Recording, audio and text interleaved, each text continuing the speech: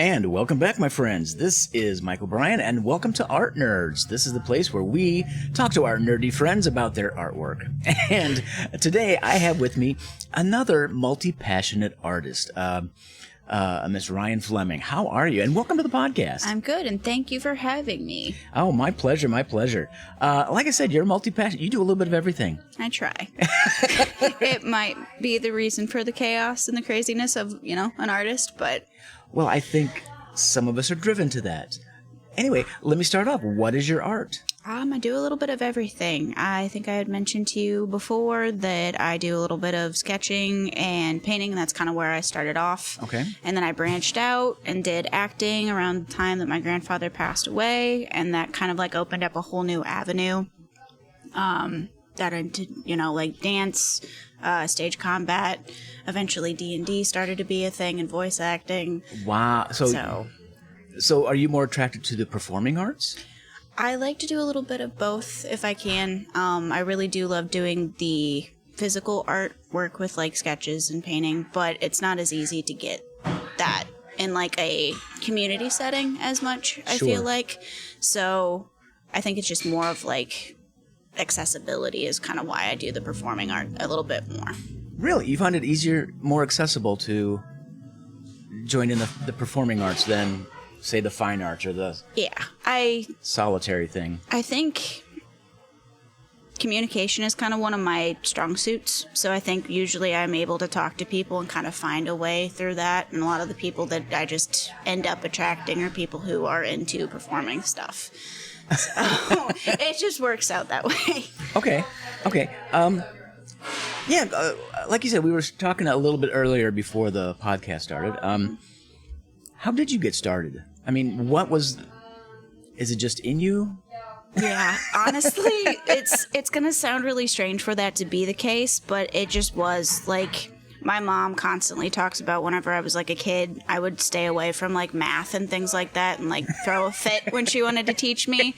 But the minute my dad like sat down and was like, let's do some like artwork or like photography or like experiments, I was just all for it. So that's where your brain's at. Yeah. And I don't blame you for running from math. I hate it too. It's a bad thing. It's a bad thing. Yeah. So you started out as a sketch artist and just drawing and that kind of thing? Yeah. How did you... So how did it evolve from there? My art teachers. A lot of them fostered that. I had some really good teachers. Like, I think small town art teachers really try to make sure that kids who have talent get somewhere. And I was lucky enough to have two that really pushed. They pushed for, like, outside lessons, all kinds of things. Wow. Where was this, if you don't mind me asking? Leroy High School. Okay. Yeah, so it's not too far from the area. No, I know where Leroy's at. Yeah, we used to... What did they push you toward? Just more... Just, experimentation, really. Okay. Of the artwork that they saw. Like, I did sketches a lot, and, like... the old paint that was the watercolors that you like added water to it. The little plastic trays, yes. Yeah. The really interesting ones that like you just get given whenever you start school, but they were like, here's these fancier, creamier types, because that's how I'm going to describe them. Okay. Yeah. The higher end ones? Right. Yeah. And also like they pushed me to like fairs and like shows and like doing like 4-H and stuff like that too. Oh, okay. So you were getting your stuff out there young. Yeah. It's not something that I talk about a lot, but yes. Dare I ask why? Or I don't know. You can cut me off if you want. No, you're good. You're good. Don't let me do anything. I like to be a humble person, and so like a lot of the things that I've done in my past, I'm just like, it's there. I strive for the better in the future and stuff like that, and I don't know. It's kind of a hard thing to explain. Yeah, no, I think I get it. Let me try. My daughter and I, she struggles with getting started and doing things. So we have this analogy of you can't build a giant Lego castle in one day. Yep. Every step is one more little brick, one more little brick, one more little brick. Mm-hmm. So now that you've built a bigger portion of your castle, it's tough to go back and look at each little brick. Right. You're starting to back up and look at the bigger picture. Right. Does that make sense? Yes. No, okay. That's exactly, that's pretty accurate to how I feel with it. And And it's just also like, I don't know, feels weird to also talk about yourself a lot. So I don't really do that often. Well, I think that's very odd. Since you are a performing artist. It's a character that I'm playing, you know? Yeah. It's not so much the same. But it is. Anyway, we can argue about this. Now it becomes a debate. Well, that's kind of what I'm hoping. Yeah.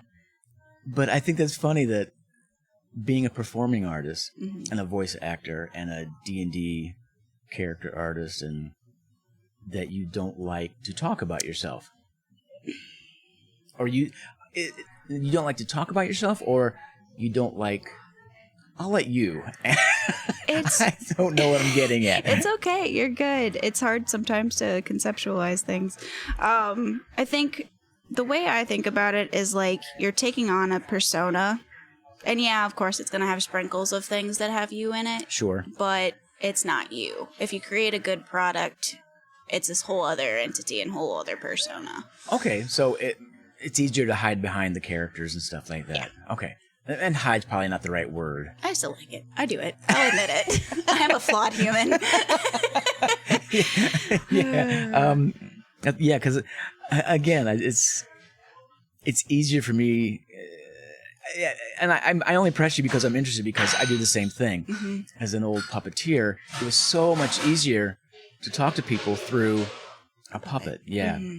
Because it's not you. Nobody's looking at my face, looking at my face, look at my hand and what have you. Yeah. But yeah, that's very interesting for some. And yeah, you got me thinking. Sorry. No, take your time. That's kind of the whole purpose, I think, of art, is like that you try to make people think. I love that. I love that. Is that what you try to do? Yeah. It's a combination of that, and then also like giving people, like for the acting stuff, I like to give people permission to feel things that they normally wouldn't. Because like, as you know, in the society that we live in, it's very hard to have like your heart on your sleeve, and a lot of the time you get taken advantage of for that. Agreed. Now, do you find acting and performing more for your audience or more for yourself? I think both. Both would be good. I don't like to do a lot of things for myself, so if I have a higher reason for doing things, I feel more called to it. Okay. So I think it is under layering, like an ogre or an onion. A little bit self-serving, but it's just more... Yeah, it's more to help other people, I think. Okay. Because I know I've talked to other actors and other performers on the podcast, and a lot of it is for themselves to explore. Whether it be different situations, different personalities, is that why you're in it, or does any of that apply? I think it does, in a way, because, like, it gives me permission to feel emotions that maybe I don't, again, allow myself even to do, because I know I'm guilty of that as well. Like that, I'm sure like with the recording right now, my voice is a lot more soft-spoken, so I'm a soft-spoken person. Right, yeah. So, like, showing a little bit more anger maybe at different times or excitement is kind of a nice thing, because then it's exploring that side of me in a safe zone. Okay, safe is the word I was going to ask, if it feels easier to do that on stage. Very much so, because like you have all this makeup and you have these costumes and you're projecting something. Interesting. Do you believe in that there's a psychological kind of trope, I guess, of wearing the mask? Yes. Is that how you see it? Very much so. I catch myself sometimes it melds together, but there is definitely that mask of like, once I put the costume on, it's not me anymore. Right. So I think that's more of the mask. Right. Okay, now I have to ask you this. I, too, understand being an actor, and is it easier to create a character from the inside out, or is it easier for you to see the costume and the makeup and the accessories to find the character? That's tough. That's a really good question. I like it. Yes. I good. like thinking. I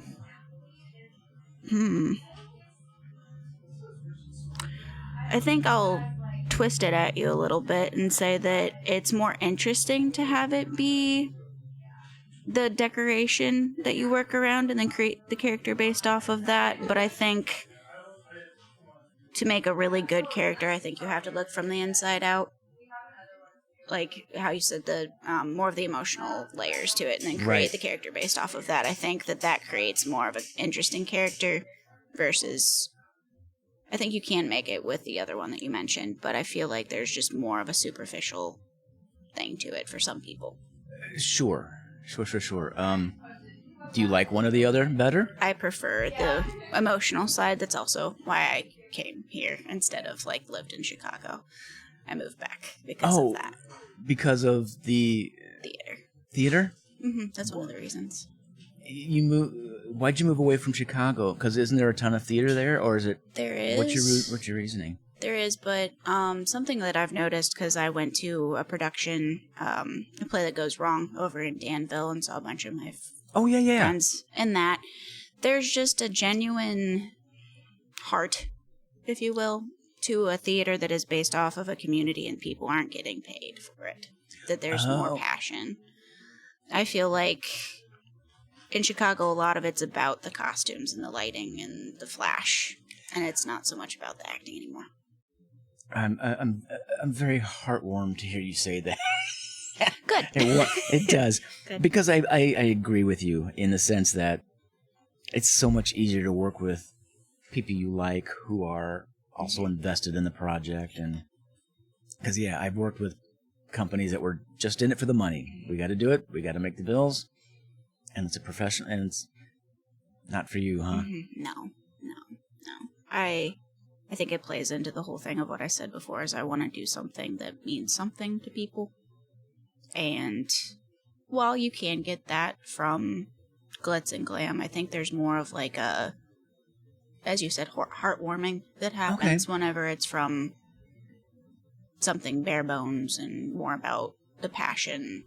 Do you see yourself more as a creator of art? Because in the sense that there's a lot of theater companies who just pick a script, do it, and they have fun. But then there are other people who are trying the new things. They're writing their scripts. They're maybe even taking the old scripts and really twisting it up. I mean, you're nodding your head. Given the right opportunity, that's my dream, is to like do that and facilitate that. But it's not always easy to get the money to back that up. So that's kind of half the problem too. It's like you have to have the money, but the money usually goes to... It's a necessary evil, unfortunately. Yeah. Money is power, unfortunately. Yeah. I don't know. I tell my friends, I'm a theater director as well, so I tell my friends, I can do any show in any space. Just give me... Yes. Just give me said space. Just give me the chance. I'll make it happen for you. Yes. It's like, that's the dream. Is just to have an empty space to like do what you want with it and create something completely new. Like black box theaters are one of the most beautiful things in the world to me. It's like church, isn't it? Yes. And it's funny that theater people find a dark space to be their church, but hey. That's who we are. Yep. Dark spaces, yes. Dark spaces. We have complete control of the environment from moment to moment. It's because it's our only time we have control. Okay, that's an interesting comment. Do you think that's why some of us are into it? Mm-hmm. For a little bit of control over our... I do. Lives. I think that like we see the reality of the world that we see and we don't like it. So we'd rather give it a different color. And so that's why we have this little tiny area in which we can have that. And we hope that maybe it'll spread. I couldn't have said it better. Yeah. Okay, yeah, sorry. That's fine. That's fine. You did it to me earlier. We're just bouncing back and forth. Okay. Okay. So you're an actor, voice actor. Mm-hmm. You said dancer? Aerial silks. Aerial silks. Yes. Okay, tell me about that. How did you get started in that? Pink, the singer. I don't know if you are familiar. Yeah. Oh, keep going. Yes. She's one of the biggest influences in my entire life. And I watched her and I just was like, I want to try it. Something graceful and beautiful but powerful at the same time. Like, Right, how often do we have that? Yeah, because what did she do? She did this. It was a concert where she, or a show, or some Broadway show where she was hanging on a hoop. Yep. She does a lot of different aerial stuff. I've seen her concerts twice now, and it's just she sits there and she'll do it in high heels, and I'm like, how? How are you? How? Yeah, my daughters love her too, and she's a great role model. I mean, man, no nonsense. No nonsense. And yeah, so she inspired you to get on the hoops and the silks and bandwagon, the cult, whatever you want to call it. I think it's a little bit of a cult, but it's a good one. I mean, just it's just the exercise program du jour. True, maybe true. But yeah, they had a over in Chicago. They had a place called Air Fitness, and so it's a little bit of like yoga meets the aerialist stuff. Okay. And so I went in them one day and like tried it. It was decently expensive, but like I fell in love with it, and I did it for a year until the pandemic happened, and then sadly that was one of the first things to get shut down. Oh yeah, sure. Do you still practice here in town? I just started back up today. Yay! So you over with the Defy Gravity. with where Terry is. Yeah. Yep, Terry's love of her life. Yeah. No, I've interviewed several people who are associated with Defy Gravity. Yeah, so they love everybody loves it. It's a great community. They accept everybody. That's great. Yeah. Other than Pink, do you have any muses? Oh Lord, do you have the time? Yeah. Let's see. Could go by category. I'll just throw out the ones that are popping into my head. Yeah, I haven't had enough coffee yet. Tim Burton is definitely a high one on the list. Keep going. I'm just going to write some down because I'm going to have questions, I'm sure. Van Gogh, but it's Van Gogh. I just don't want to be pretentious. Go ahead. Frida Kahlo, Kurt Cobain. Yep, very drastic changes. What a great eclectic mix so far. Yes. Keep going. Lauren Graham, she's from the Gilmore Girls. I don't know if you've watched the actor. Yeah. Okay. Let's see. Sandra Bullock. Okay. Emma Stone. Okay. Emma Stone is more of a current one that I would say. Trying to think more. What are in, several actresses there? What are in these actors that are sparking you? Well, I love an actor or an actress that can take a very serious concept and play it so well that you feel every single emotion, and in a split second, they can make you laugh. And I don't know. I think that that's the true epitome of having, how people like say vocal range. I think acting range is a thing. Oh, sure. And I think that that's just... Whiplash is such an interesting thing in acting, and that's kind of what I call that. It might not be the right term, but that's what I call it. Turning on a dime. Yeah. In terms of emotional content. Right. Yeah. What laughing through tears. Mm-hmm. Yes. That kind of situation. Yes. That's why Carol Burnett and Lucille Ball are two other ones. Those popped into my head just now, and I'm like, how did I forget those? Yeah. I'll count those as two of my heroes as well. Yeah. Okay. Tim Burton. Just eccentricity. Do you like... I love the whimsy and the darkness that he has with both of it, because I think I like juxtaposition. Is that whenever there's two different things that don't normally combine. I was just going to ask. It sounds like you like the contradiction in the same moment. I feel like that's what true art is it not? A little bit of a contradiction. If done well. Yeah, it's hard to do. Yes. I think that's life, too. Those great moments are those two different things happening at the same time. It's like what they say whenever somebody dies, somebody's born kind of thing. It's like there's a celebration within grieving. Yeah. Well, why does it have to be a sad thing when you can celebrate the life that they had? That's so very Irish of you. The name Ryan kind of gave it away. Yeah, a little bit. As I sit here twiddling my claddagh ring as I talk to you. So, I mean, it's all, yep, matching. Yep, my wedding band. It's worn thin. Perfect. So, aerialist stuff, how long you been at it? About, I think, do I count the break with the pandemic or no? Sure. Okay, because I still studied it with my brain, just not so much the body. Oh, well, then yes, absolutely count it. I think 2 years at this point. Okay. So, aerialist, actor, voice actor. What else did you tell me at the beginning? Stage combat. Yeah. Keep going. And that's something I've dabbled in, but I've never gotten good at anything. It's so much fun. But it's another... as I'm talking to you, I'm realizing more about myself, and I'm like, I'm just a giant contradiction, because like that's also like power, wild grace, and it's just like, okay, check mark number 3. But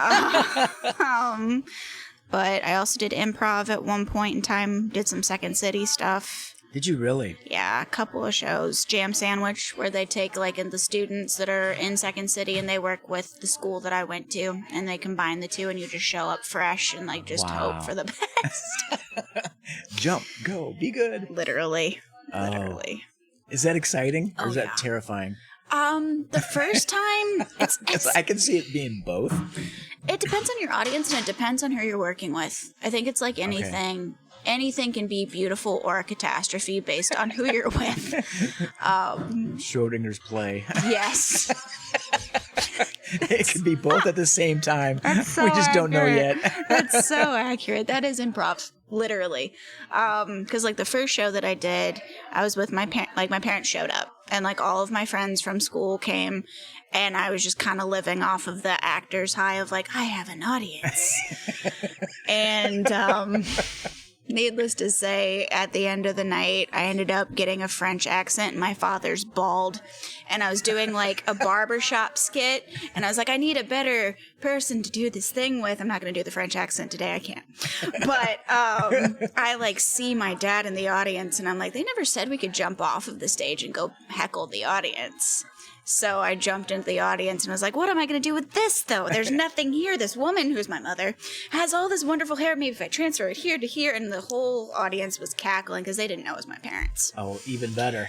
And that was like the best night. But I then went a second time, and unfortunately there was a gentleman who thought it was only his show, and it just was not great. Oh. Not great at all. And literally I fell on my face. I was doing like push-ups, and I was like had a cold, and like my equilibrium was off, and I was just like, I'm gonna try to make somebody laugh, and like the minute I did it, I like slipped on the wrong thing and hit my face right on the stage. Oh no. So totally different things. Humbling, that's for sure. Yeah. But a great story. Yes. That's kind of my philosophy. It doesn't matter what you go through as long as you get a good story out of it. I feel like Robin Williams said that at some point. Maybe. Yeah. Maybe that's where I got it. I don't remember. Another classic. another hero. Yeah. Yes. I think it's interesting that you're making these discoveries about yourself now. Sometimes it takes moments like these when you're actually having the chance to reflect on them. Because, like, I think, as an artist, you're either running your legs off or you're like sitting there bored twiddling your thumbs and you're looking for something. And when you're looking for something, you're not really reflecting. You're kind of just looking to that next project, or at least in my case. True. Yeah. I agree. Do you find, then that begs the question, when you are working, is that when, because it feels like a contradiction. When you're working, you're focused on the work, working on doing it. But is that when you find that you have more self-reflective time, or is... I feel like it's again a situational thing. Okay. I think I had a revelation one of the days whenever I was coming home from a rehearsal recently about like how far I've come, but it wasn't necessarily in the rehearsal process. But like whenever I'm sitting there doing like, I make D&D dice or something like that, because I do that too. I'll have time to like sit there and I'm like mixing the resin and I'm just like, okay, this is going to take me 30 minutes. And then I'm like, oh, right, I did this thing today. And that's a pretty big step on my list. Huh. So I think if you have the chance to do something and you're doing it right and you're doing the right thing, you have that time of reflection while you're doing it. Interesting. Yeah. I'm just not always conscious of it. Yeah, that makes sense. The way you're talking about working at the workbench and just making your stuff, which is another thing we need to talk about, because you're apparently a maker as well. Yeah, just a little bit. Just a little bit. Because there's this, while working at the table, at the workbench, there's these moments of just sheer zen. Yeah. And you mentioned that sometimes you don't have the time, but those moments of zen, when it's just working, it's just, I don't realize what I'm doing. No. My brain is gone. Is gone or free or floating around. I don't know what the... I think of it as a religious experience, if you will. Because, like, I don't know. You're not in this world right now. Like, whenever you go through that and you have that, you're literally somewhere else. What a fascinating idea. That for you, your religion, your faith, your, dare I say, God, falls squarely in the resin and the Scotch tape and the scissors. Oh, God. Oh, not the resin. It melts all the time. That means my God's mad at me. Yeah, but that's where you're engaged, apparently. True. Yeah. Like, I don't know. My mom, I keep talking about her, but my mom's probably the person who notices my creativity the most because she's seen it from, 2 to... Lady doesn't say her age. Now. From 2 to now. To the now. And she would just say, like, Ryan's gone. She's not here. She's not with us right now. Because she would just be watching me, and I'd just be gone. So, and I've seen it, because, like, I've been talking to someone, and I, like, zone out while I'm doing something, and then I'm like, did you say something? And they're like, yeah, I was just saying that you could do this part to it, but you already did the thing, so never mind. Okay. Just sheer trivia. What's the longest amount of time you have lost while working on a project? 6 hours. Yeah. Well done. Yeah. That was, I needed it. How do I explain it? There's almost like, you as an artist, I think you will understand. And if whoever's listening, maybe it's psychosis. I don't know. Maybe somebody will get it. But oh no, you're in good company. Sometimes you have like anxiety because you haven't created. And then you sit down and you do it and then you just deplete it. And it's like the best feeling in the world when you're done. That's what it was. It's like that was needed and built up over so long of a time that it was just like, now you're just going to totally like shut down and you're just going to do your art and nothing else exists. Yeah, and it sounds a little crazy. It's not crazy because when you describe it, I know I've been there myself. Mm-hmm. Especially those moments when I don't have a project. Mm-hmm. I hate that because I'm searching, desperately searching, and I can't just make myself do anything. Yep. But boy, when the inspiration hits. Good luck. Look out, world. Yeah. Here we come. Yeah, the sawdust is flying. Yes.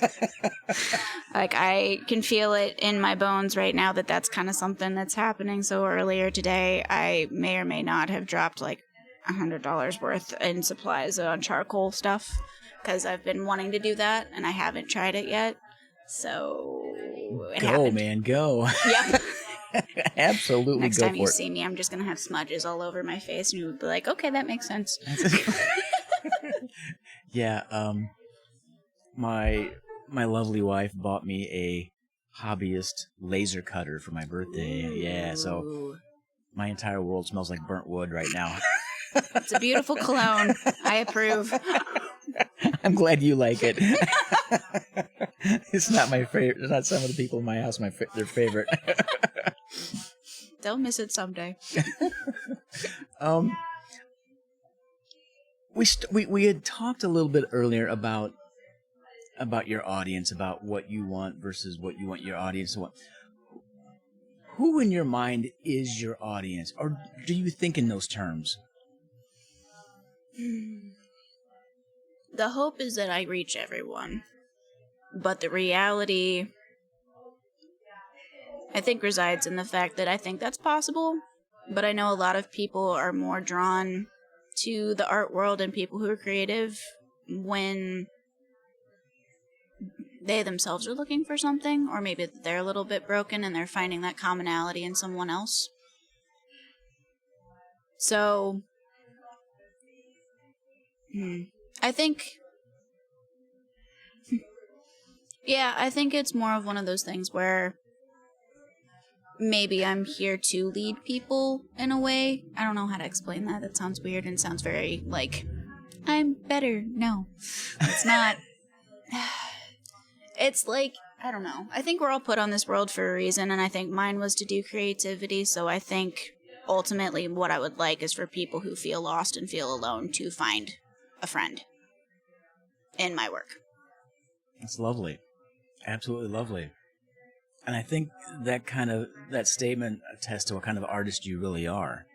Because you are genuinely, you put your heart and your soul out there, but through these mediums, these weird, wonderful, eclectic mediums. Weird is right. Well, I'm with you. Yes. No, I appreciate that, because, I don't know, that's what I want to leave as an impact. If I can meet somebody and that's what they take away from meeting me within, 5 minutes, then I've done my job. Well, you've got me converted. Oh, this little conversation has been, it's made me think, makes me feel good, and we're not alone. I'm not alone, so thank you very much for this. I got a couple questions. It's kind of like my end of the interview kind of James Lipton speed round. Sounds good. I'm ready. Okay. Bring it on. 50 questions. Here we go. Like 4, but they tend to turn into weird shit. Take your time. What about your artwork turns you on? Ooh, that is an interesting one. And I worded that very specifically. That's interesting. Yeah, it's the theme of this conversation is the juxtaposition and the difference, because like I know that I like to meld a lot of things with like dark with light, and finding, I guess, in a way, the darkness in the light and then the light in the darkness. So being able to do that is really appealing to me, because I don't know of many people other than Tim Burton that do that, and Van Gogh and Frida Kahlo. And Pink. Yeah. I think most of your heroes. Kurt Cobain. Kurt Cobain. Yeah. Yeah. Okay, I just thought of this.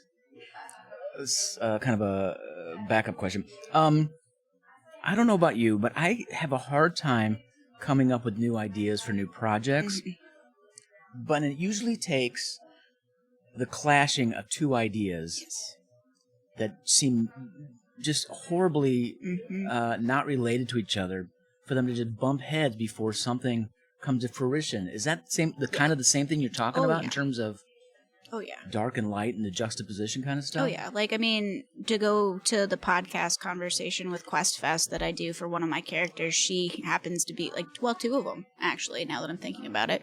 One of them, Fatia, she is a Viking bard, and those are very opposite. Like, a Viking is, angry, not singing, and fighter barbarian type, but you would think, but it's not.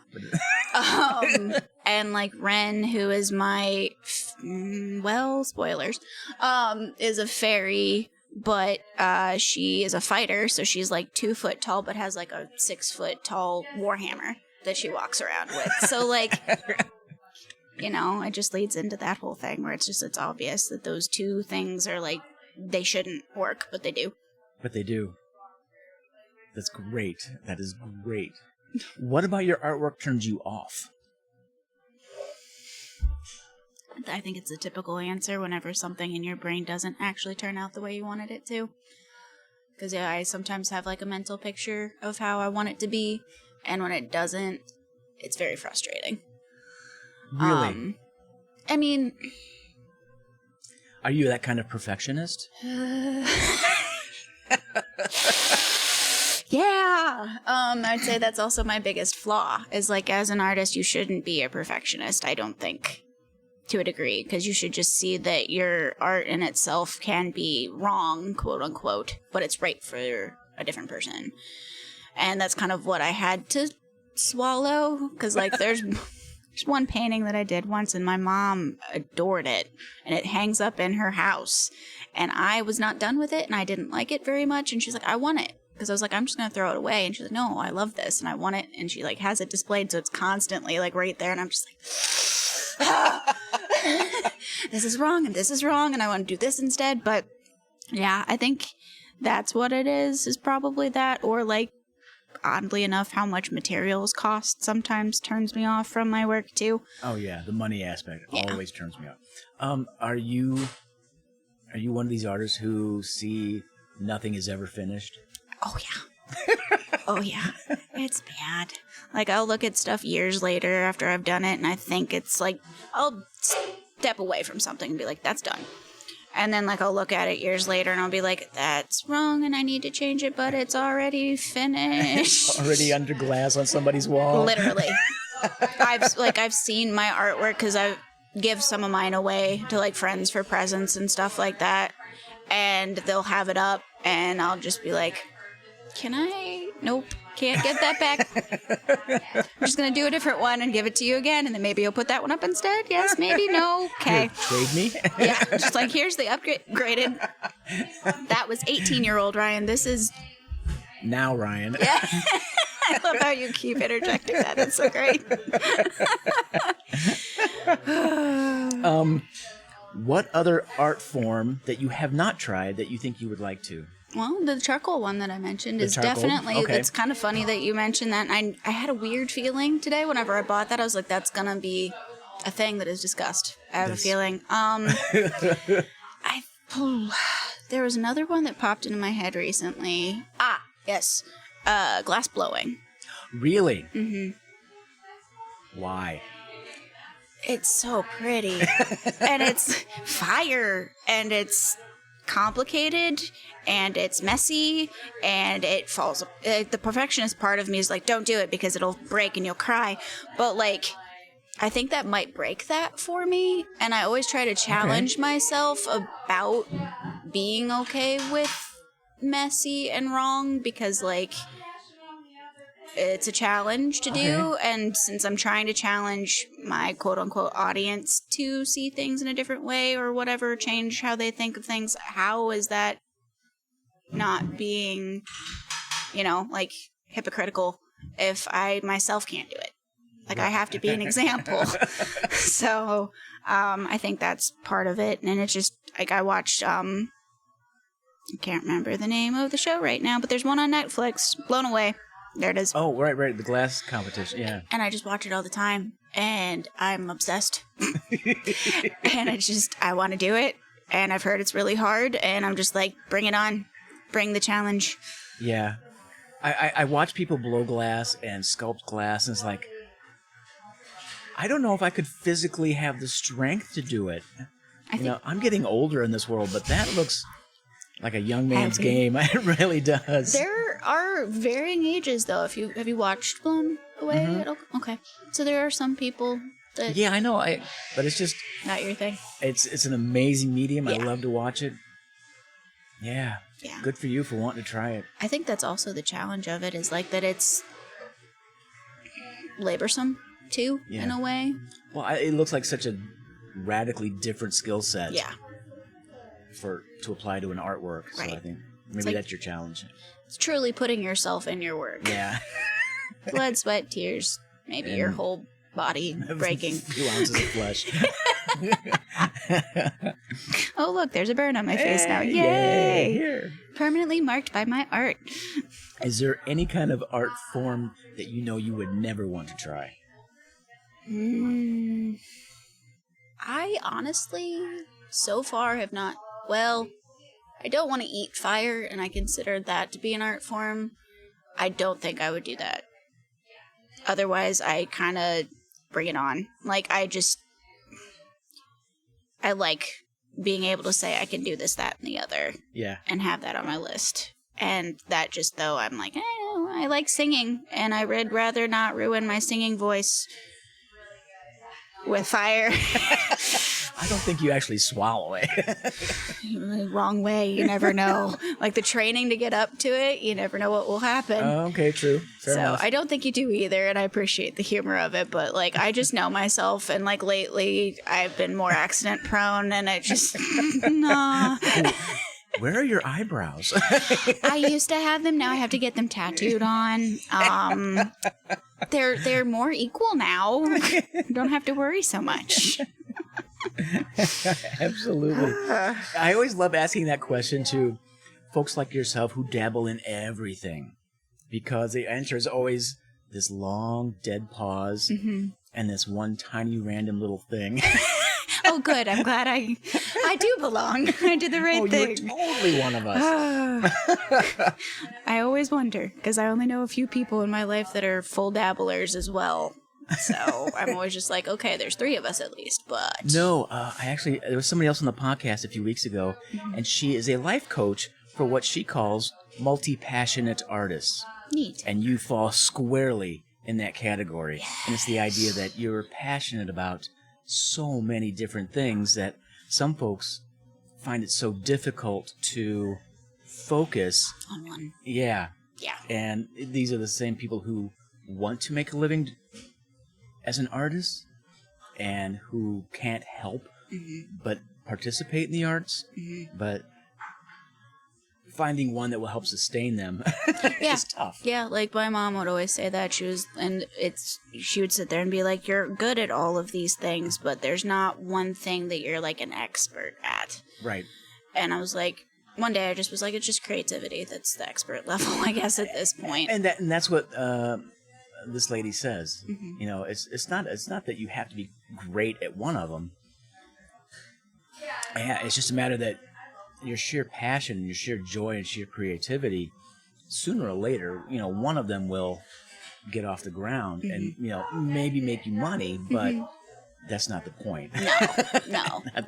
Yeah.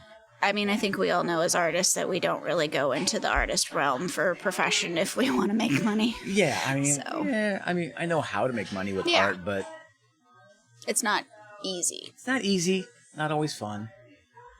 But, you know, do you have any advice to give to aspiring artists? Don't give up, even though people may tell you to, no matter what. Thank you. Never think that somebody's opinion of your art, to be perfectly blunt, actually matters. Because somebody else will see it and they see the value in it. And just because there's one no doesn't mean there won't be a yes.